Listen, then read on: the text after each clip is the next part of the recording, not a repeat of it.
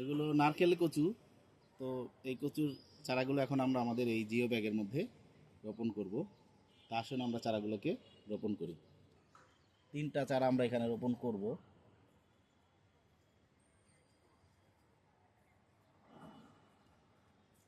সেটার মধ্যে এটা করি, এই চারাটা এখানে দিয়ে দিই।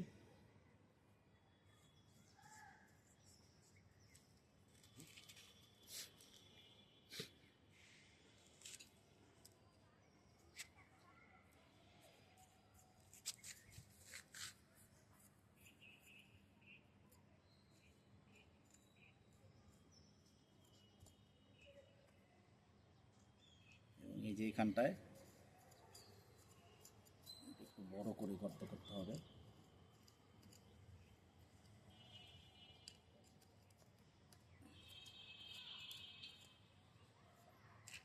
কচুর লতিটা ভেঙেই দিলাম, এতটা শিকড় নাই রাখলাম। এখন দেওয়া যাচ্ছে না এই জায়গাতে, কারণ মাটিটা বেশি ডিপ করতে পারছি না, কারণ ভিতরে আমার কিছু শুকনা পাতা দেওয়া আছে, তার কারণে মাটিটা বেশি ভিতরে যাচ্ছে না।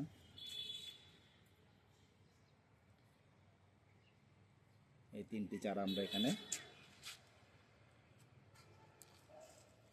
3টি চারা লাগালাম, আরো 2টা চারা রইলো। এটা কি উঠাইছে? তো এই যে এই চারার অবস্থাটা ভালো না, এটার অবস্থা বেশি ভালো না, তবে এটা হবে, এটাও হয়তো হবে।